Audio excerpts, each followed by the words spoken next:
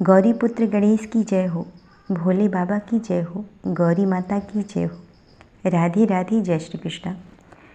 आप सभी का हमारे चैनल पे बहुत बहुत स्वागत है। आज हम अपने वीडियो में परिवर्तनीय एकादशी व्रत की कथा और उसका महात्म्य लेके आए हैं। तो चलिए दोस्तों, इसकी कथा का श्रवण करते हैं। धर्मराज युधिष्ठिर बोले कि हे भगवान, भादो मास शुक्ल पक्ष की एकादशी का क्या नाम है तथा उसकी विधि क्या है? उस एकादशी के व्रत को करने से कौन सा फल मिलता है तथा उसका उपदेश कौन सा है, सो सब समझा कर कहिए। श्री कृष्ण भगवान बोले, अब मैं अनेकों पाप नष्ट करने वाली तथा अंत में स्वर्ग को देने वाली भादो मास के शुक्ल पक्ष की वामन नाम की एकादशी की कथा कहता हूँ। आप इसे ध्यानपूर्वक सुनो। इस एकादशी को परिवर्तनीय एकादशी भी कहते हैं। इस एकादशी को जयंती एकादशी भी कहते हैं। इस एकादशी की कथा सुनने मात्र से ही समस्त पापों का नाश हो जाता है। इस एकादशी के व्रत का फल वाजपेयी यज्ञ के फल से भी अधिक होता है। इस जयंती एकादशी की कथा से नीच पापियों का उद्धार हो जाता है। हे महाभाग, जो मनुष्य अपनी सतगति चाहते हैं उन्हें इस एकादशी का व्रत अवश्य ही करना चाहिए। यदि कोई धर्मपरायण मनुष्य एकादशी के दिन मेरी पूजा करता है तो मैं उसे संसार की पूजा का फल देता हूँ। जो मनुष्य मेरी पूजा करता है उसे मेरे लोक की प्राप्ति होती है। इसमें किंचित मात्र भी संदेह नहीं है। जो मनुष्य इस एकादशी के दिन श्री वामन भगवान की पूजा करते हैं वह तीनों देवता अर्थात ब्रह्मा विष्णु महेश की पूजा करता है। जो मनुष्य इस एकादशी का व्रत करते हैं उन्हें इस संसार में कुछ भी करना शेष नहीं रहता।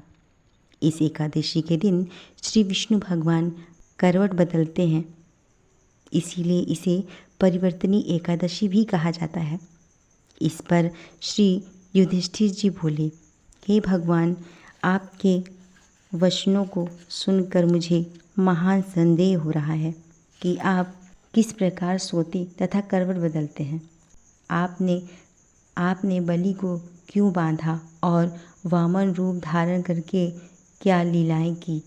चतुर्मास व्रत की विधि क्या है तथा आपके शयन करने का मनुष्य का क्या कर्तव्य है, जो सब विस्तार पूर्वक कहिए।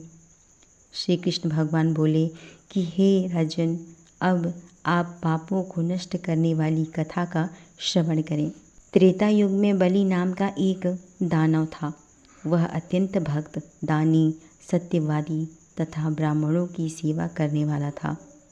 वह अपनी भक्ति के प्रभाव से स्वर्ग में इंद्र के स्थान पर राज्य करने लगा। देवगण इस बात को सहन न कर सके और भगवान के पास जाकर प्रार्थना करने लगे।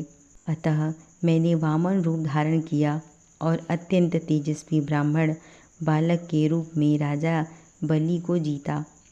इस पर युधिष्ठिर बोले, हे जनार्दन, आपने वामन रूप धारण करके उस बलि को किस प्रकार जीता, सो आप सविस्तार समझाएं। श्री कृष्ण भगवान बोले कि हे राजन, मैंने वामन का रूप धारण करके राजा बलि से याचना की कि हे राजन, मुझे 3 पग भूमि दे दो, इससे तुम्हें 3 लोक दान का फल प्राप्त होगा। राजा बलि ने इस छोटी सी याचना को स्वीकार कर लिया और भूमि देने को तैयार हो गया। तब मैंने अपने आकार को बढ़ाया और भूलोक में पैर, भूलोक में जंघा और स्वर्गलोक में कमर, महलोक में पेट, जनलोक में हृदय, तपलोक में कंठ और सत्यलोक में मुख रखकर अपने सिर को ऊंचा बढ़ा लिया। उस समय सूर्य, चंद्रमा, नक्षत्र, इंद्र तथा अन्य देवगण शास्त्रानुसार मेरी स्तुति करते रहे। उस समय मैंने राजा बलि को पकड़ा और पूछा, हे राजन, अब मैं तीसरा पैर कहाँ रखूं? इतना सुनकर राजा बलि ने अपने सिर नीचा कर लिया। उस सिर पर मैंने अपना पैर रख दिया और वह भक्त दानव पाताल को चला गया। जब मैंने उसे अत्यंत विनीत पाया तो मैंने उससे कहा कि हे बलि, मैं सदैव तुम्हारे पास ही रहूँगा। भादों के शुक्ल पक्ष की परिवर्तनीय नामक एकादशी के दिन मेरी एक प्रतिमा राजा बलि के पास रहती है और एक क्षीर सागर में शेषनाग पर शयन करती रहती है। इस एकादशी को विष्णु भगवान सोते हुए करवट बदलते हैं। इस दिन त्रिलोकीनाथ विष्णु भगवान की पूजा की जाती है और चावल और दही सहित रूपा का दान किया जाता है। इस दिन रात्रि को जागरण करना चाहिए। इस व्रत के करने से मनुष्य समस्त पापों से मुक्त होकर अंत में स्वर्गलोक को जाता है। वह स्वर्गलोक में जाकर चंद्रमा के समान सदैव प्रकाशित होता रहता है। उसे इस लोक तथा परलोक दोनों में यश मिलता है। जो पापों को नष्ट करने वाली वामन एकादशी की कथा को सुनते हैं उन्हें अश्वमेध यज्ञ का फल मिलता है। जय श्री कृष्ण।